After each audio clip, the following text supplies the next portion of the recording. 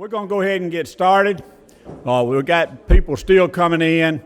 Sarah Williamson and Joe just called, and they're hung up behind that traffic that Floyd's family got behind or were nearly involved with in Rockford a while ago. I guess that was them ambulances that come by here a while ago. Two of them come by here flying, and there's been a terrible accident up there.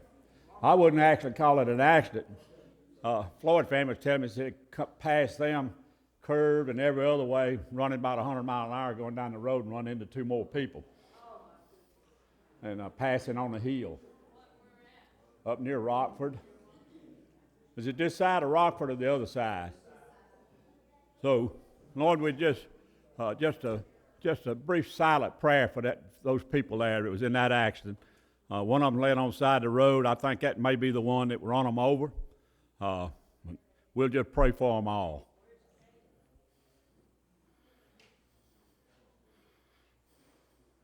Thank you all. I saw Johnny Cash made a movie with June Carter, and every time he'd pass a wreck or something, he'd jump out of the car, run down through there and put his hand on them. He was a preacher, and he would pray for them. He went by the Apostle E.L. You remember the Apostle E.L.? And he would go down and pray for him, you know. And the policeman was trying to get him to quit, and he was kicking him. He wasn't through praying yet, you know. So we'll pray for them people and pray to God that, y'all, this is just quite an honor to stand here tonight and have y'all in the Southern Cultural Center. Quite a few for the first time that they've been here. And so thank you for coming and helping kick off this inaugural Lee Jackson supper tonight. So thank you very much. And also, it just tells you about our Southern people and family. I see Floyd's family here, and my part of my family over here with the Henderson and Michael, my grandson and son, and Miss Annette over there, and just on and on and on. The family in here, you know. Old friends from school like Charles Collier, commander up in Elliott City, Brother Johnny. We're all family. That's what this place is about, is family. And we talked a little bit about that Thursday night. And I just grateful to stand before you and just say those few words. But I'd like to call on Ronnie Atkins to come up. And he's done a lot of work on Grave Finder, and he's going to give you all some good information on finding graves of your Confederate ancestors. Ronnie is a patriot. He has put more flags on Memorial Day and all days, all over this country, just about it. He's a workhorse. Let's give him a big hand.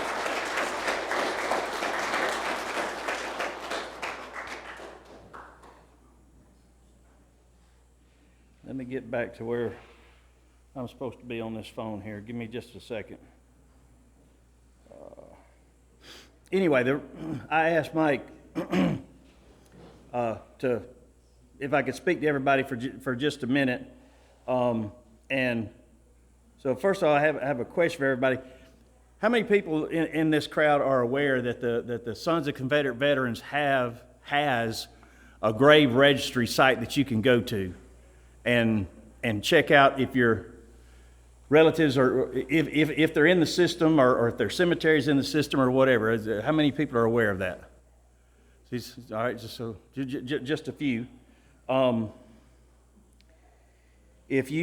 website is CGR for Confederate Grave Registry .scv for Sons of Confederate Veterans .org, and you go there, and of course nobody's going to be able to see what's on my phone here, but a little box pops up, and in the box it's got name, ordinal, state, type, AKA. The only information you need is when it goes to the state, click on Alabama, and at the very bottom, cemetery. Once you click on Alabama and you click on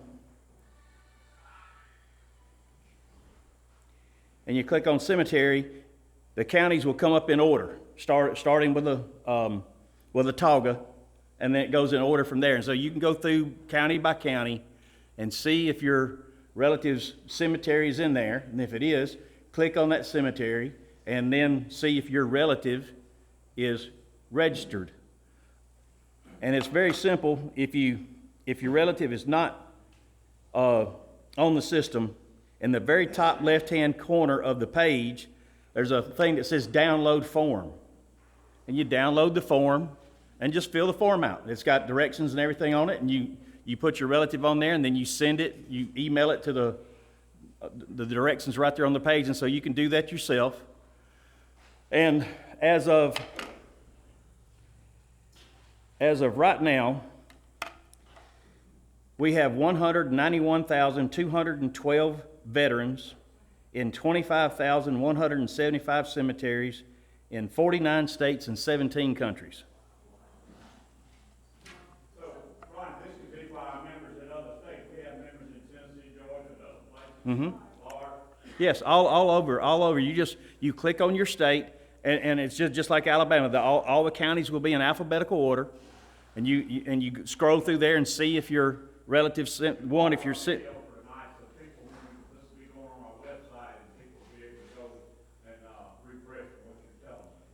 Yes, and look, if the internet's just not your thing, I've got forms back there with me tonight. You can get one from me. You can fill the form out, and if you email it to me, I'll go about the process of putting it into the system for you. And I know you may not all have a pen, but if you got your phone, I'm going to give you my email address real quick. And like I said, you can email it to me. The first three letters are Sierra Foxtrot Charlie, SFC, ADKINS, the number 50 at gmail.com.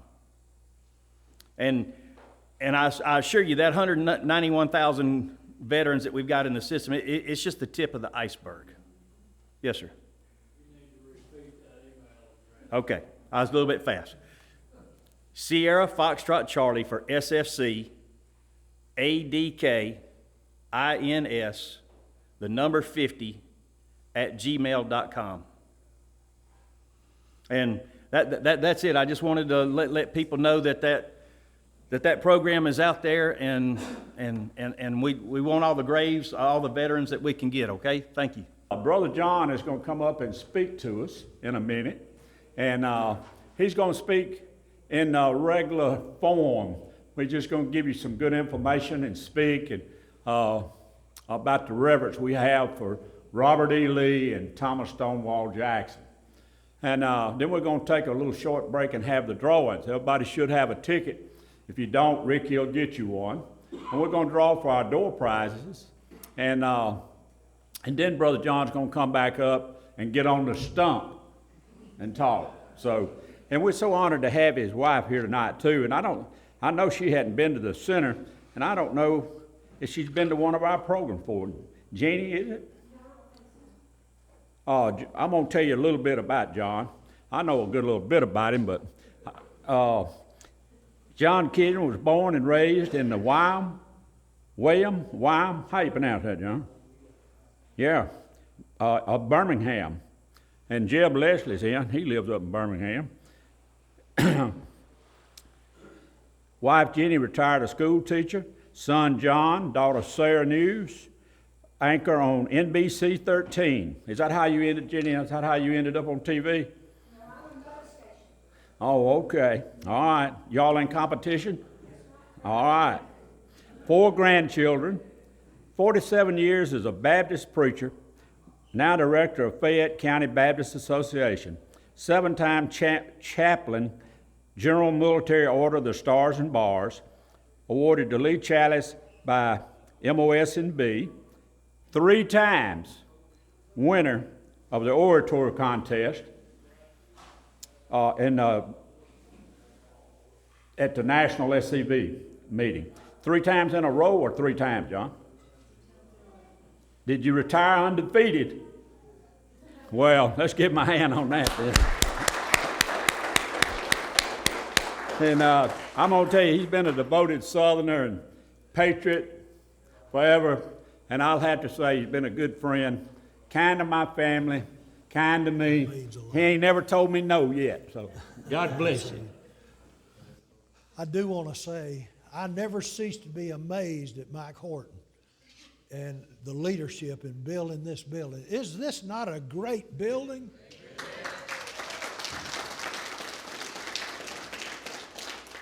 I don't know what else to talk about. When you go in a building like this, you want to talk about General Lee, General Forrest, General Jackson, and all the great men and the great ancestors that we have. And it's just an honor to be here. The only person that I like better than Mike Horton is Caleb Horton, and I'm glad Caleb's here today. But it's so good to see so many friends here. Some of you I have not seen in some years, but it's an honor to be with you on this evening. Former Samford University President Andrew Westmoreland is known for saying, "We rest under trees that someone else planted." As lovers of our heritage, you don't need explanation. You well understand that which we owe our ancestors. One person to whom we owe a lot was an Indian guide named Sacagawea. Sacagawea was born to a Shoshone tribe known as the Salmon Eaters. At age 13, Sacagawea was sold into a forced marriage to a man from the Snake tribe. This young girl had known a rough life. But then two white men came through, and a trader suggested this young girl as the guide. Soon these men, native to the east, they thought they'd found every shortcut, but they followed Sacagawea, and she led them all the way to the Pacific Ocean. And what could have been miserable and difficult travel became adventuresome trip where Lewis and Clark saw the amazing natural sights and saw stories comparable to that which Marco Polo said when he came back and told the Italians what he had seen in China, and they told him they knew he had lied. Nobody could have ever seen so much. What could have been an arduous and dangerous mission became a historic trip yielding great progress. Why so? Well, Lewis and Clark were traveling through territory over which they had never been. Meriwether Lewis and William Clark were traveling in an unknown wilderness. But with Sacagawea, the Lewis and Clark expedition gained direction and they could find their way. You see, Lewis and Clark were charting a region unknown to them. They had no idea where they were. If I were to tell you, let's leave here and go to Prattville, probably everybody here would know at least the general direction to go. If you said, let's all go to Rockford, I think a lot of you would know which way to go. If I were to say, let's all go to Birmingham, you'd ask me if I was crazy. But nonetheless, we know what it is. But I want you to think about this. William and Clark were traveling in an area they didn't have a name for. They didn't know anything about it. But with Sacagawea, they gained direction. They could find their way. You see, Lewis and Clark were traveling in a region unknown to them. But their guide was someone who had been through that area, who knew where to travel. That was unknown territory for the explorers. Like the explorers of Lewis and Clark's day, we face new challenges. Our generation grew up, and I look around and I see people, some of you as old as I am, probably nobody here as old as Tyrone, but you get with the point. But we all grew up being told that Robert E. Lee was a man of character and self-sacrifice. We've learned of the bravery of these men who charged the ridge at the breastworks and starved, and who charged the hill at Gettysburg and who starved in northern prisons. But here we are in uncharted territory. Our heritage is under attack. You know, I can remember discussions of, well, they may take the flag down from the Capitol, but they'll never touch monuments. Think again. We're seeing challenges like we've never seen before. We're changing army bases because they happen to be Confederates, even if they had also served faithfully in the United States Army. They accomplished what the politically correct and the woke crowd consider the unpardonable sin. They were Confederates. So we're in a culture, as warned about by the prophet Isaiah, woe unto them that call evil good, that put darkness for light and light for darkness, that put bitter for sweet and sweet for bitter. Today, the memory of the Confederacy, we see it as sweet, but the public is calling it bitter. Are we facing tough times as Southerners? Are Christian values facing eradication in the next generation? Are the constitutional principles of our forebears to be washed away in the sea of social progressivism and economic socialism? You say, boy, we've never seen times like this. Well, let me remind you of a time even before our fathers were born.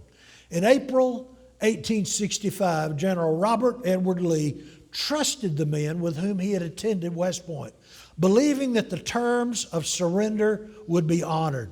But what Lee did not realize that the New England radicals would desire, as Tennessee Reconstruction Governor Brownlow advocated, to exterminate the Southern race. Do you realize he even said that? Let's exterminate Southerners? Our principles were pushed into hiding, and our values were mocked. Our education system was immediately overrun with liberal Unitarianism, while our state governments were guided by carpetbaggers, while our wealth was confiscated by invaders. Times were ever so bleak. How did our forebears survive? How did our principles survive? Why are we still here to honor those principles? As we face our challenges today, we may go where nobody's ever gone, like Lewis and Clark, who learned from one who had been where they had not. Even so, we can marvel at the leadership of Robert Edward Lee. He's been where we are today. Lee faced those days with victory, and Lee finished his course having kept the faith and fought a good fight. From the life of Lee in the days following the war, we learn how to face a culture closing in on us with great opposition. Friends, I can forgive Yankees for the war. What I can't forgive them for is Reconstruction, the darkest days in our American history. But Robert Edward Lee survived those days. How do we survive in a day that's hostile to our values? I want you to learn several thoughts tonight, some principles, some memories about General Lee. First of all, General Lee faced Reconstruction, but he never repudiated the cause. General Lee really understood the reason for the formation of the Confederate States of America. In a post-war interview with British Lord Acton, who said that Robert E. Lee was the man and the voice for the Confederacy, he said, "The consolidation of our states into one vast republic." I saw an organization recently, a conservative organization, with a slogan that says, "Make America states again." I think whoever came up with that slogan knows something about where we're coming from. But Lee referred to that Union cause as a consolidation of states into one vast republic. When Lord Acton came to Virginia to write a history of the war, he called Lee the true voice of the South. In 1868, the Federals wanted to make a strong case against Jefferson Davis, accusing Davis of treason. In the case, General Lee was called to testify before a Senate panel. Every effort was made to put Lee into the position of stating that he had only acted as a military man and under the direction of President Davis. Had Lee turned state's evidence, life would have been much easier for Lee, but it would have meant imprisonment for President Davis, who had also faced 2 years in prison at Fortress Monroe. But instead, General Lee dug in with the answer, "I'm responsible for what I did, and I cannot now recall any important movement I made, which I would not have made had I acted entirely on my own responsibility." Late in life, Lee was president of Washington College, now known as Washington and Lee University. Maybe months before his death, a young student described himself as impatient to compensate for the time, as he said, lost in the Confederate Army. General Lee uncharacteristically snapped at the young man, and listen to what General Lee said. "However long you live and whatever you accomplish, you'll find that the time spent in the Confederate Army was the most profitable time that you ever spent in your entire life." So number one, General Lee never repudiated the cause. Secondly, Lee revered these United States as the country was intended. Notice the statement that Lee opposed a redefinition of the principles of states' rights. Lee had studied at West Point, And he learned at West Point, at the United States Military Academy, he learned state sovereignty. Lee opposed secession initially, but when Virginia seceded, Lee understood that he was first of all a Virginian and then an American. Lee believed in the principles of our founding fathers. Lee believed in the United States Constitution, and while Lee opposed the direction of the Union under the control of the radicals of this day, Lee revered the Constitution and the original intent of the framers of the Constitution. Please hear what I'm saying, the original intent. For that reason, General Lee could encourage his soldiers that just as they had been good soldiers, now be good citizens. He honestly thought that he was dealing with honorable men on the other side. Our country, for that reason, he can encourage them. Our country has remained free due to the United States Constitution. Can you imagine if we didn't have the Constitution, what the big government activists would do? Can you imagine how our freedom would be just bartered away so easily? Those individuals who came together representing the states possessed the wisdom of history, founded upon a belief in the God of the Bible. The principles of our fathers are the principles that we need today, and General Lee saw that wisdom. Remember that many Confederates led the country.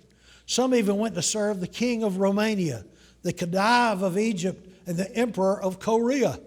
While whole contingents of Confederates had settled in Brazil with great numbers in Mexico, General Lee openly discouraged moving abroad. But he encouraged the Confederates to stay and rebuild the South. Appealing to true patriotism, Lee spoke of how the same man, George Washington, had fought as a soldier for Britain in favor of liberty, then took up arms against the crown in favor of liberty. Lee urged the men to be good Americans and to make their best in defending the country. Since that time, Southerners have always been the first to stand to defend these United States. We honor our World War II veterans. We honor our Vietnam veterans, while others will disdain them. The South was never approval of flag burning and spitting on soldiers, never part of trashing our country to the rest of the world. And such is the legacy of Robert E. Lee. But learn a third memory of General Lee during Reconstruction. He was wise enough to be practical. General Lee could have refused to ever support the government to which he had surrendered. Lee could have moved west and kept up the war. If you ever wish to chasten General Lee for surrendering at Appomattox, I beg you to consider the plight of his Army of Virginia. Men were starving. Men were shoeless, often without weapons, and living with death staring them in the face. And at their surrender, our men were severely outnumbered and sorely outmatched. But General Lee met with General Grant at Appomattox Courthouse and worked to get the best terms of surrender. Lee's men took home their rifles and horses. Lee never quit trying to work out for the best of his people. Now, Caleb and I were just talking about this before the event tonight. I hope I don't cross any of you on this, but if I do, well, you know, Mike just won't call me back. That's all I know to say. But in 1868, the Republican Party nominated Ulysses S. Grant for president. Now, let me just say, I've been county chairman of my Republican Party. I've been on the state Republican Executive Committee for years. I've spoken all over the state at Republican meetings, but I am also not blind to where our heritage really exists. They use the term rhinos. Well, let me tell you, the truth is, we're the rhinos.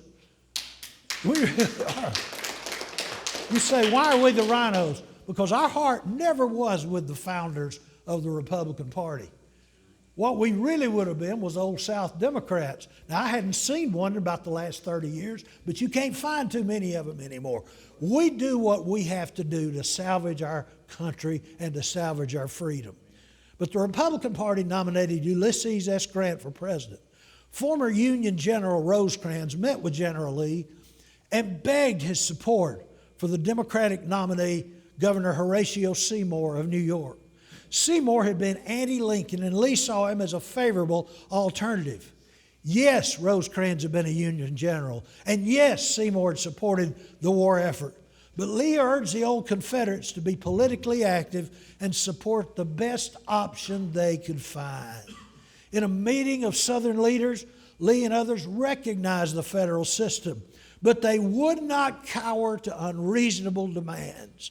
The practical application of Lee's citizenship kept Reconstruction from being even worse, and he set the stage for better days in the South. Let's learn, fourthly, what did Lee do during Reconstruction, and what guides us today? Lee invested in the next generation. Immediately after the war, companies sought the name of Robert Edward Lee for their influence. But General Lee thought it wrong to cash in on his name. Washington College, named for President George Washington and General George Washington, was low in enrollment and struggling to survive. General Lee gave his heart to revive that wonderful school. Lee established one rule, that the men would be gentlemen, feeling that if the men were to be general, they wouldn't have to have precise rules on guiding their school. General Lee turned down great offers of wealth. He turned down opportunities of fame, all to spend his final years training young men who would rebuild the South. Now please hear me out on this emphasis. Every good principle in which we hold will be lost to our generation if we don't focus on the next generation. I plead with you to get your children and your grandchildren in a good Bible-believing church. You say, well, listen, we're not here for church tonight. Well, for the next 1 minute we are. You need to get your child and your grandchild in a place where they hear sound principles. Otherwise, they'll be lost in this generation. Homeschooling. Homeschooling and Christian schools are a good option. At least show interest in that which your child is learning at school. Let them know what's true. Teach them right principles. It's all important that we train the next generation, or the principles that we stand for in this place will be lost if we don't talk to our children and grandchildren. Show interest in what your child's learning at school. Bring them to events. Take them to historical sites. Tell them about General Lee and General Jackson and General Forrest and all the great men. Tell them what the law and what the war was really about. Hey, tell them to read what John Taylor says. That's some good stuff. But talk about that to your children. Bring them to events where heritage is honored and the traditions are highly appreciated. If you know good history, honor your services to a school. Encourage the youth of your church and promote any effort to reach out to young people. Talk with your children, grandchildren, nephews, and nieces. General Lee could have lavished upon himself, but he gave himself to the next generation. There's a fifth principle I want you to see about General Lee. General Lee was a peacemaker. General Lee had personally suffered because of the war. The Federals had taken the Lee house and property known as Arlington. Other Confederates were bitter. General Jubal Early was known to say, "I hate a Yankee this day, worse than I've ever done, and my hatred is increasing every day." Sounds like Caleb to me. I don't know. By the way, if you're a Baptist and your church takes a Lottie Moon Christmas offering, I just want you to realize Lottie Moon was a diehard Confederate. She said she'd rather die as live under the rule of the Confederates. And I hope, sort of tell that this year when you take the Lottie Moon offering. Give some money and put in there, that's an effort because she was a good Confederate.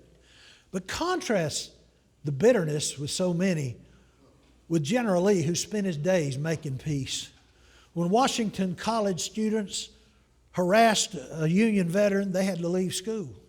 When a student spoke scathing words of General Grant, Lee declared, "Sir, if you ever presume to speak disrespectfully of General Grant in my presence, either you or I will sever his connection with this university."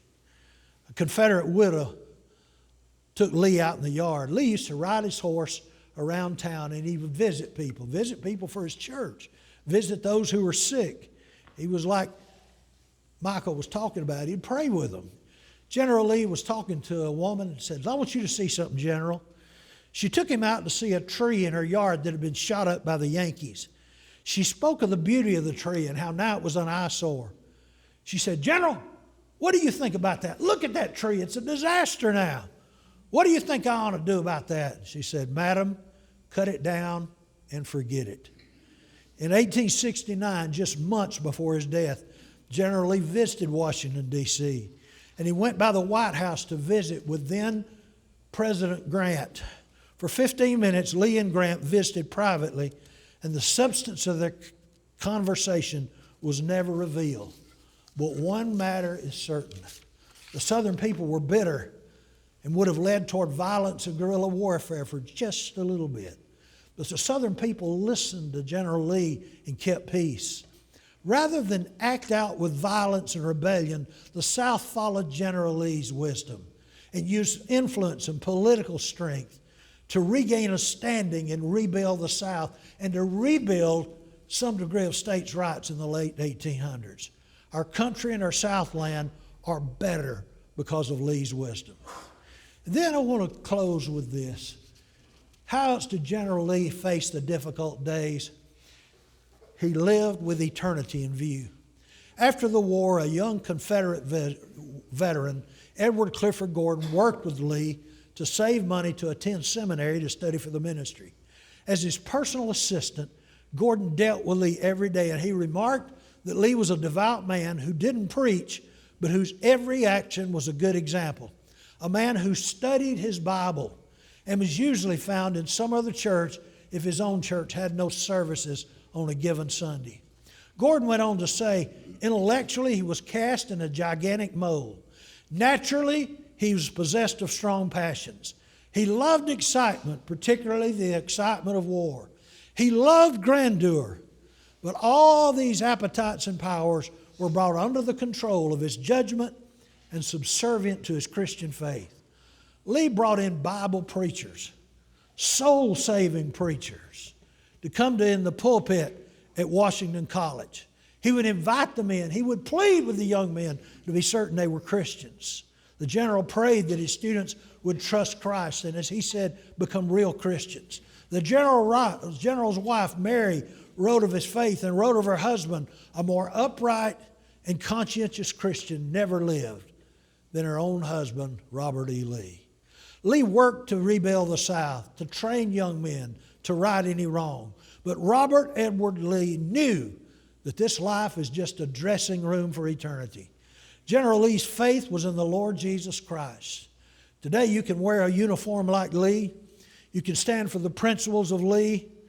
But if you want to enter heaven like Lee, you need to put your faith and trust in the Lord Jesus Christ, who died for sinners, who rose from the grave to guarantee everlasting life. Lee impacted time, but he made the most difference because he looked with eternity in view.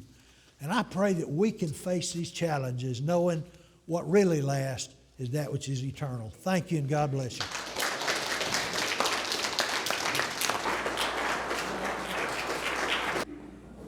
When I was picking up our supper tonight at Champ's Barbecue, Zach, good Christian people, Zach says, I really don't understand why they're tearing down our monuments. He said, the South was right. And I said, well, that's why they're tearing them down. Washington, D.C., as far as that goes, that little courthouse right down the road, and a bigger one right down there in Montgomery on Gold Hill, doing right is the last thing on their mind. And if they do right, it'll be because they're made to. That's exactly right. If you're waiting on them to do it, good luck, But that was great, John. We look forward to the conclusion. You ladies ready for the drawing? We got a little of everything. What kind of announcement you want? You got the tickets, Eddie? I'll do the shaking, and you do the talking. Okay. Everybody got a ticket?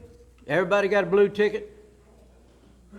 All right. You're going to be disappointed now if you ain't got one. All right.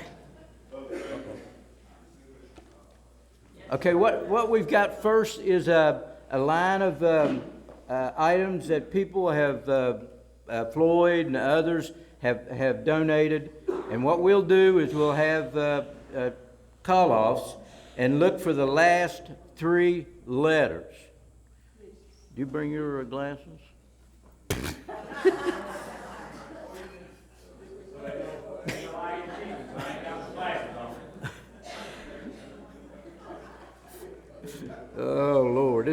It's pitiful. This is pitiful. Okay, and, oh, sorry.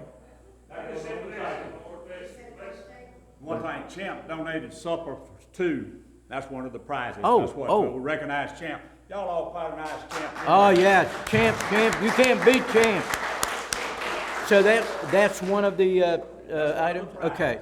All right, the way we do it is, as we call it off, you go up and you got your pick of the whole table. And then we'll just keep rolling the numbers, everybody going up, picking out what's left, okay? That's the way we'll do that. All right? Here's the first one. Last three numbers, 776. We have it. That's ours. Do we win? 776. That's it. Hey, you tell me that ain't something. That's Telling us something. right now. Huh? Am I eligible to win? Yeah, you are the winner. Okay. Go up and get You that go get 2 it. seconds. You go get it. Ma'am, you can go up and pick mine. You can go up and pick mine. No. It's everything that's on that table, right where Anita is. There you go. You might get another bird. Brother John, get them and bring them up to him. Oh, You go right on up. Now, they'll tell you all the gifts are, and you pick your she'll go best. get it. You go get it. Pick what you got first choice. Huh? First choice. Man, Lord of mercy. Biden will want to get the FBI down here to check We have us to get out. James Comey. Huh? James Comey. We have to get James Comey down here. Investigate this guy. All right, she's up there now after. Hey, Anita. Yeah, all the fruit and stuff's free, right? Yeah, the fruit and stuff. The fruit- No, the it's fruit's part of the free. drawing. It's part of the drawing, but they get choice. They get. Yeah. Okay. All right. All right. Take it, that's it. Here we go. Number two. 757. 757. All right, there we go. Now we're gonna get it rolling a little bit here now. So stay awake. We're gonna go rolling. 775. That's got to be your wife. 775. 775. Great. Ms. Johnson. 726. 726. All right, Brent. 753. 753. Ooh, atta girl. 740. 740. 740.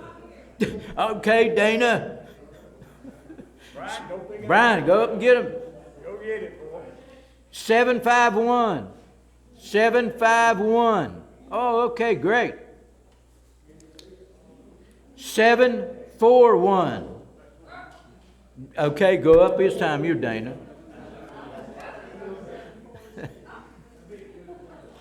764. 764. All right, Mike. 736. 736. Okay, DT. 760. Okay, 760. All right, Paul. 750. All right, Cliff. 749. All right, Bubba. 734. 734. All right. Do we need to let it get caught up or? Way to go, Bob. Way to go. They still got plenty of stuff up there? Yeah. All right. 763. 763. Okay, Ron. 779. Nita. All right, Anita. Give me some of them nanners. Yeah, get them nanners. 777. 777. All right, Gary. Where'd it go, Gary? There. 745. All right, Mike. All right, boy. Ain't gonna be no basketball hoop up there. 772. 772. All right, Mr. Muscover. 754. Okay, ma'am.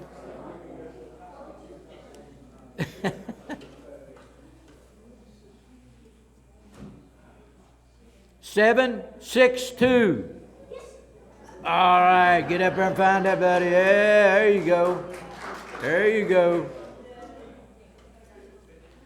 7, 6, 8. All right, Wade. Ask your mama what she wants up there. Yeah, find out what your mama wants up there. 7, 4, 4. Okay, Caleb. 7, 4, 7. All right.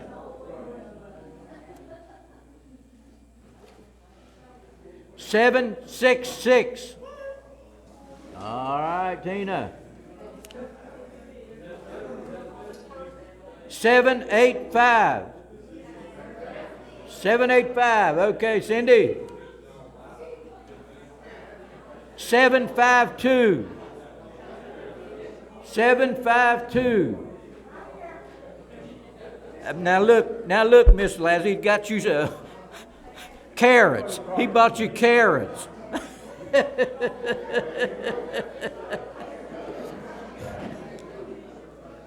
Seven, 4, 6.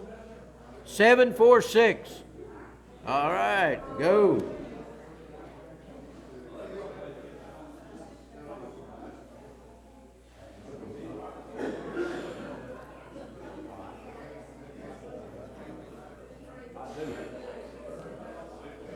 Got it. Hey, we had a couple of flags back there. One of them was the General Lee headquarters flag, and the other was a stainless banner from General Jackson's funeral. So I don't know if they're still back there or not. 7, 5, 6. 7, 5, 6. 7, 5, 6. Oh, there you are, ma'am. 7, 8, 3. 7, 8, 3. All right, Peggy. How much we got left? How many flags you got left, Dave?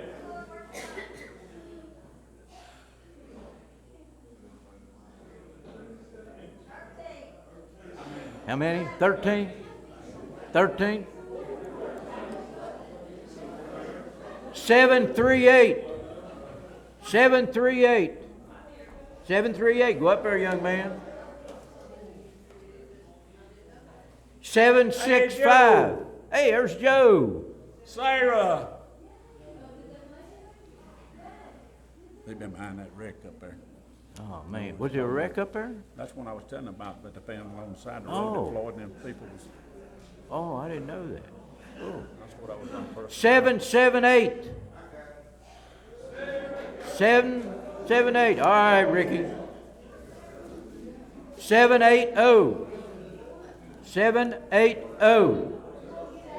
780. All right, Heather. 758. 758. 758. Got another one? 759.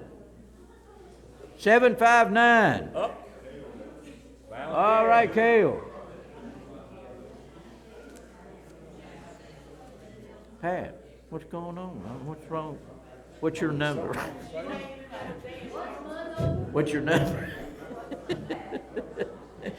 739.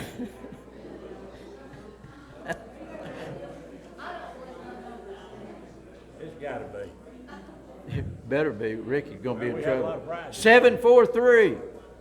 All right, Albert. 770. 770. 770. What's Oh, she's got it. Send it. she said they gone? Oh, is that it? I hope I get something, we'll give the flag if they're all gone. What was your number? What was Hey, your we number? ain't got many people that wasn't winners. Yeah, there's only about 5 in there. You called out 741, that was Dan. Then you called out 743, and I'm 742. We got about Sorry. 7, 8 left. Sorry. Sorry about that. Well, All right, let me, what is it? got 3 more. Oh, we got 3 more. Got 3 packs of tomatoes, man, that's a good Oh, price. okay, here we go. 742. 742. Yes, you got the last one. Bam, there you go.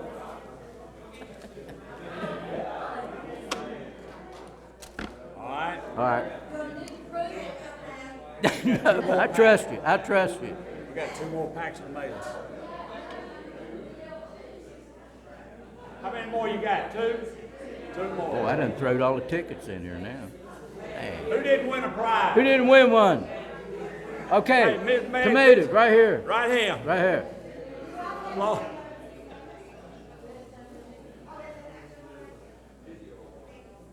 She might make a husband tomato sandwich, might make Hey, y'all, I'd like to make one other announcement and just ask. We all know a little bit about what's going on with Robert E. Lee Monument. It's up at the museum right now. But it's going to eventually be coming back to Auburn, if I understand right, Johnny. Have we had any Robert E. Lee graduates here? Robert?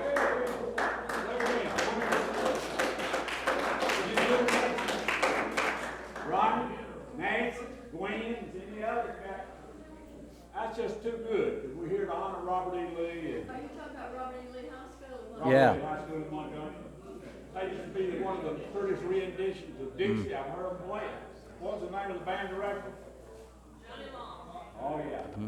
And, y'all, Joe and Sarah have been through an ordeal to get here tonight, so let's give them a hand. All right, Miss Sarah.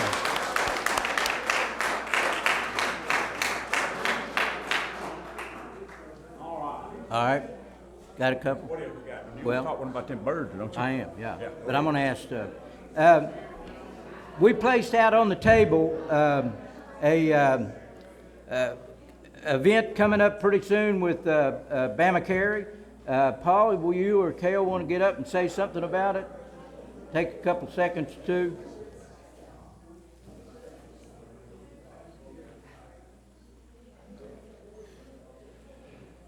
All right. Yeah, if you didn't get a flyer and you want one, just see me. The February the 15th, we've got our 10th annual Bama Carey Freedom Conference at the Doster Center in Prattville. It'll start at 8 a.m., doors open, and be there till about 4. We've got several Second Amendment groups will be represented. The Virginia Citizens Defense League, the National Association for Gun Rights, Gun Owners of America, of course, Bama Carey and the Self-Defense Fund, and we'd love to have you. Good. We'd love to be there. Y'all We went- like it? What day is that? February 15th, 15th. Saturday. Right there after Valentine's.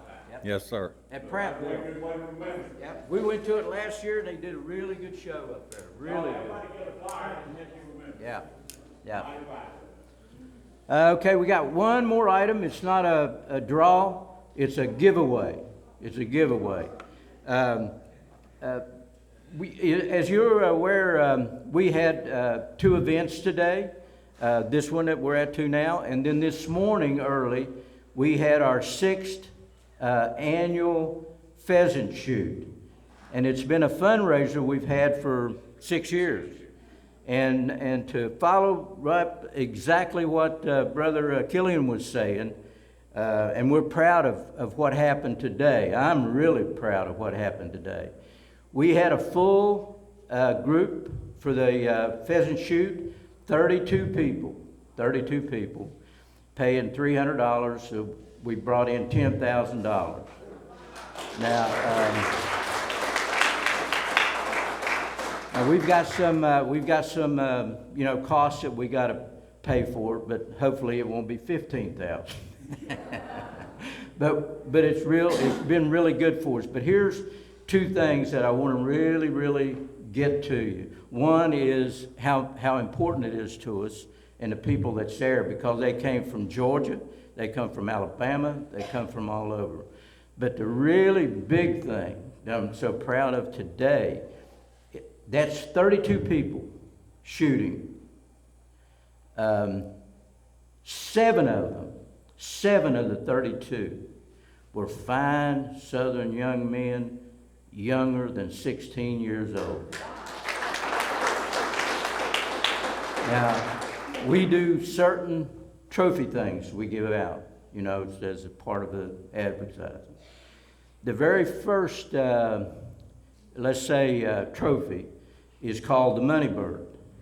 And we release a single pheasant across the battlefield with a long ribbon on him, and everybody hollers, "Money Bird, Money Bird, Money Bird."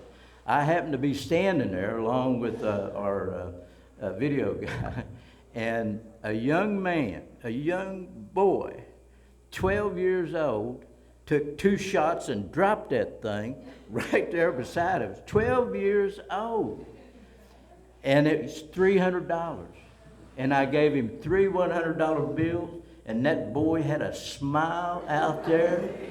And he took that ribbon and he wrapped it all around him and wore it the rest of the whole day.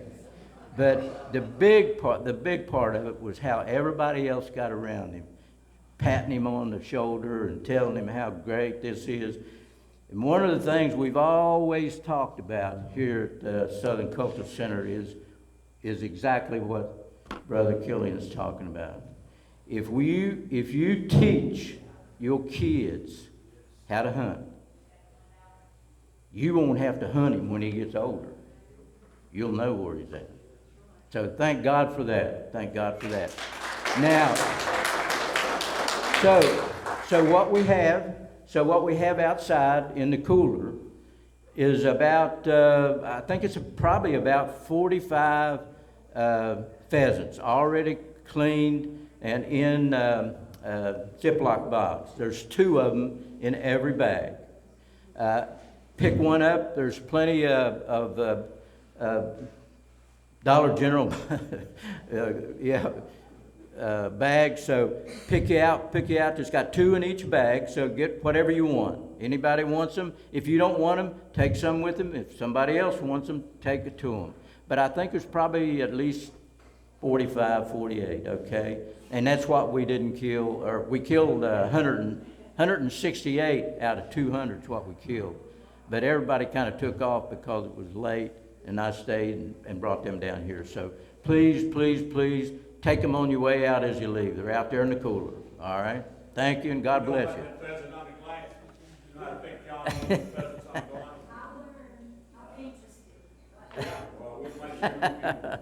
We got him fixed up already. Already got him fixed up. Oh, yeah, we got him Hey, fixed up. y'all, I'm gonna tell you, Ed done yeoman's work today, putting the pheasant shoot together, and we need to give him another big hand. He really worked hard.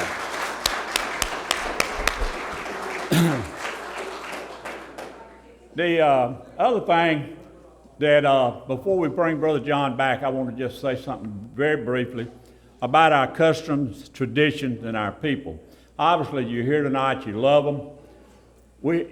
I know a big part of you are members of the Southern Cultural Center, but right there where Gene Sides is sitting back at the table, him or anyone will give you an application.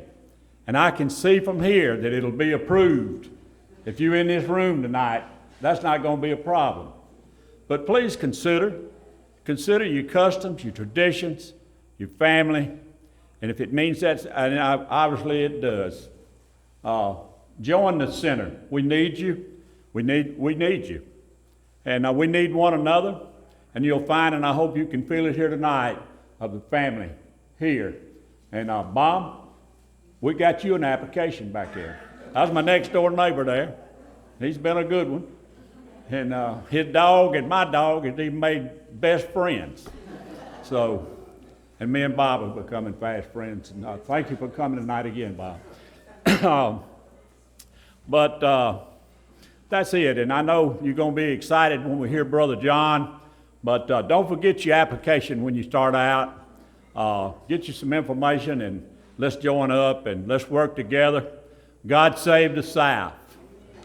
Brother John.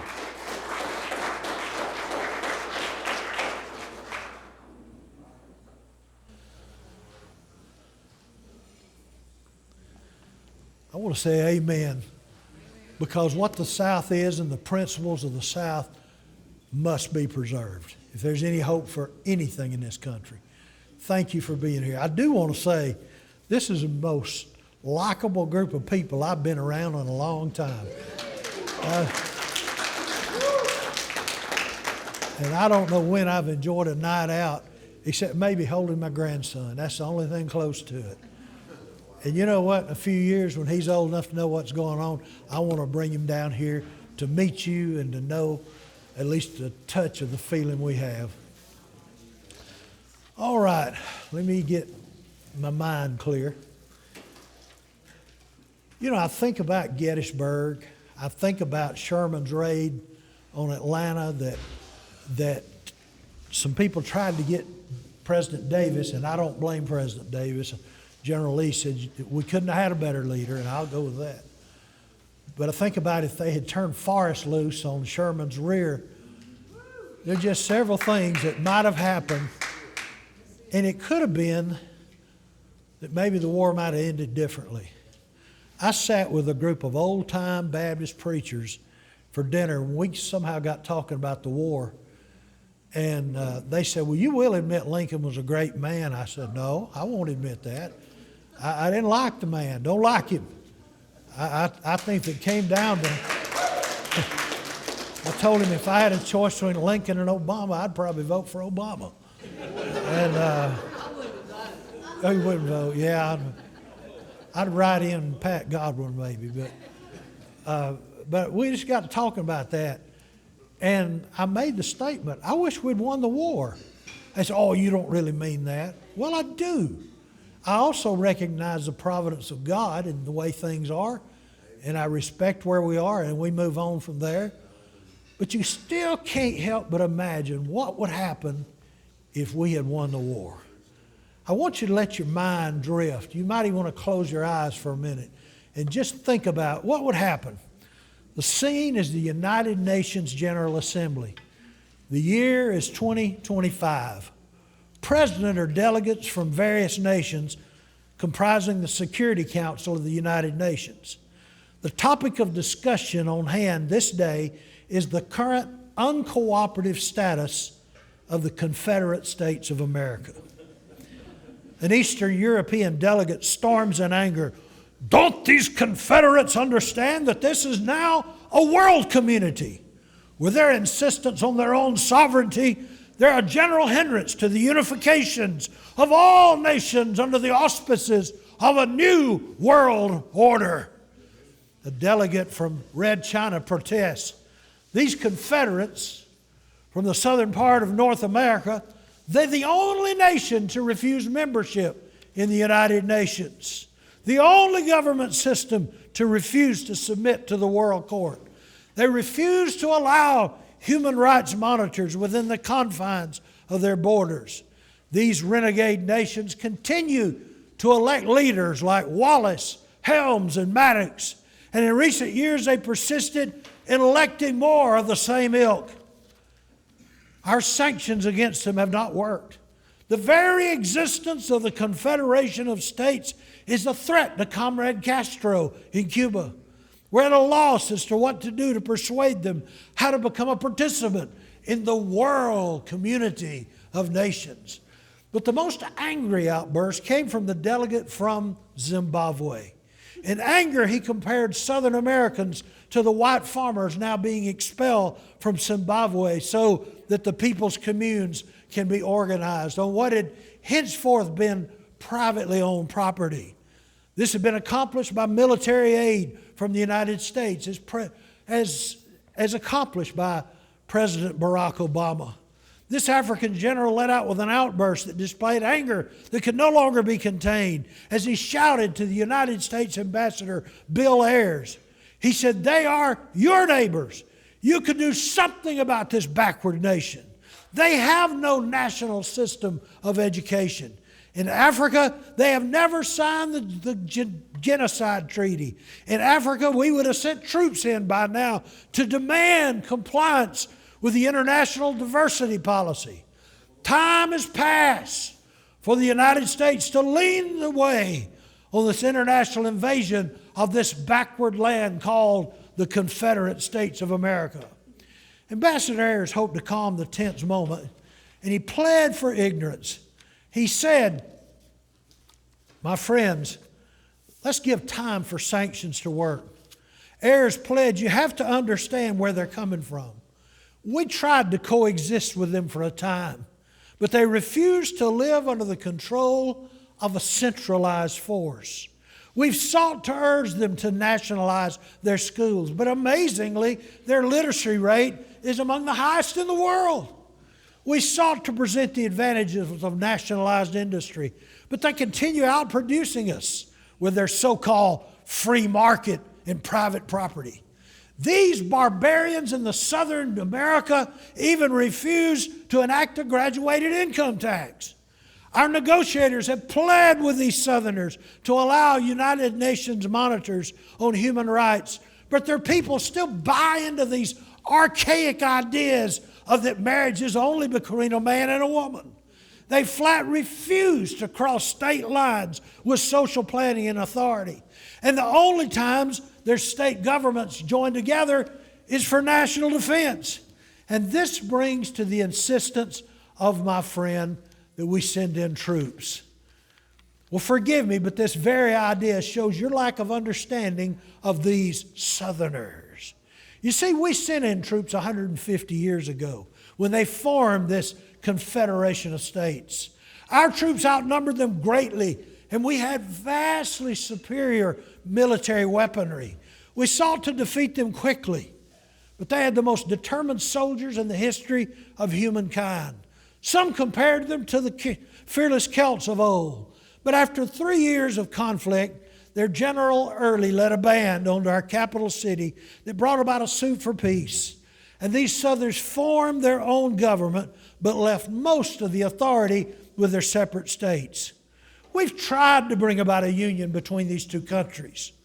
They were our best allies in the Great World Wars, but whenever they brought up the subject of union, they began insisting on their outdated Republican form of government, a system where authority rests in the states. We could never compromise our centralized authority, and these people called Confederates will never compromise their so-called states' rights. And ever since this time, they feared a day like this. And they consistently prepared their common defense. No, they whipped us then, and we dare not whip them again. The final word came from a delegate from Chile. This gentleman reminded them of an old story of a sleeping lion best left alone. He warned of growing freedom movements across the globe and reminded them that this system of self-rule and the principles of limited government as proposed by the Confederate States of America had become the model for freedom fighters in Asia, the Middle East, and in Central America. We may bring these Southern Americans sympathy and thereby help them gain support. This narrative is only a glimpse of what could have happened, what could have transpired had Jubal Early's raid on Washington, D.C. been successful. Had Grant given the sword to Lee. Had Lincoln left the Union presidency in shame while Jefferson Davis was hailed as a victorious leader. Yes, had the Confederacy been successful, not only would their own people live under different circumstances, but the entire world would see an example of what true liberty and freedom could present.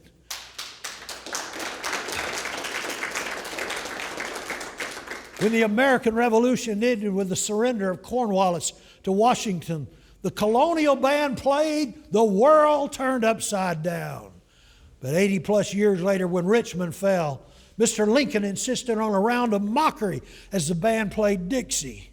This was a shadow of times to come as the federal republic of our forefathers has been turned on its ears. Yes, I declare to you that had the Southern Confederacy been successful, we'd see a different world indeed. Friends, had the sword of surrender left the hand of that drunkard Grant, I can guarantee you that it'd be a cold day in hell before the BATF agents came knocking down the doors to spray gas on little children. Had it been Jefferson Davis announcing a victory in Richmond, and our southern nation been permanently organized, I can assure you that there'd never be a federal official who would declare an edict telling you business how many and how much you could hire. If it was the starry St. Andrew's cross that flew over our local schools, you'd never find control of the federal government over our education. No lame-bane bureaucrat would ever challenge the idea of Bible reading and prayer in our local schools. You better believe that law enforcement in the southern states would be governed by local policy and not dictated to by some federal judge who doesn't have enough legal sense to try a chicken thief in Elmore County, Alabama. And if the United Nations diversity official came to Mississippi to tell them that marriage is no longer between Adam and Eve, but now must include Adam and Steve, that'd be the last UN official to ever come to the state of Mississippi. If the Confederacy had been successful, I said if the Confederacy had been successful, our children would know that Jefferson Davis was the father of our country. Robert E. Lee was the greatest man who ever lived. And Stonewall Jackson was the 13th apostle. And if you don't like it, you can go back up north with other Yankees, liberals, carpetbaggers, Lincolnites, socialists, and name brains. And lame brains who don't know the difference between horse sense and horseradish. You better know that if our forefathers had been the victors, we could have had the opportunity to make our own decisions. And we could well ignore the advice and counsel of a nickel-nipping, penny-pitching, back-scratching liberal member of the liberal elite, whether of the press or educational establishment. Our official policy would be, we don't give a rip how you do it up north. In the book of the Revelation, we find the saints crying amidst a time of great tribulation. And they cry, how long, oh Lord, how long? Can you cry with me today? How long, oh Lord, how long? Come on, wake up, Jones. How Lord, oh Lord, how long, oh Lord? With the tribulation saints we cry, how long must we endure the attack of our ancestors? The rape of our Southland, the slander of our heroes, and the violation of our principles. Oh, but my friends, this tribulation will not last. Our day is coming, but I may not get there with you. But I've been to the mountaintop, and I've looked over on the other side, and I've seen the promised land. Mine eyes have seen the glory of the coming of the Lord. The South shall rise.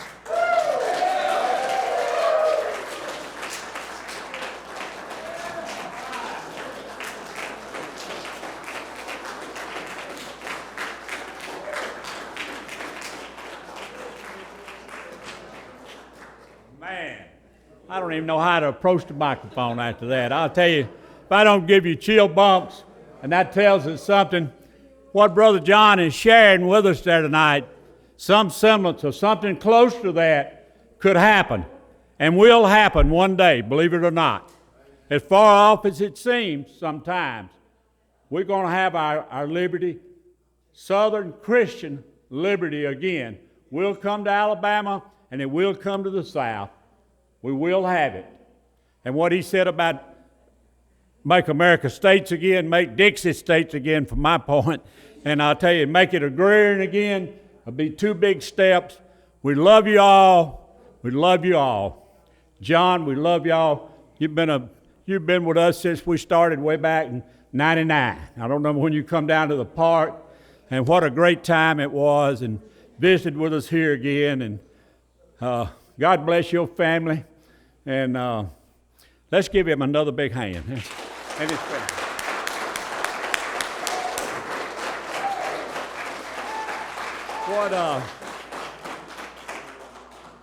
I'm going to dismiss us with a short prayer, and then we'll just visit long as we want to and as long as you have time. But, dear Heavenly Father, we thank you for your blessing in the field today at our bird shoot and our meeting here in the center tonight. We thank you for this roof over our head. We thank you for what it means to us, Lord, to have a place to come, a refuge for our people, to come worship, praise you, Lord, and ask forgiveness. We also tonight, we ask for strength, stiffen our backbone, to take the steps of our fathers and grandfathers that love the Lord and like we do. And we want to be more like them. And just thank you again for sending Brother John and his family into our life and into our meeting tonight. Forgive us where we failed, Lord. Thank you for all the good food and the good time we had tonight. God, everything good flows from you. We love you. In Jesus' name, amen. Thank y'all.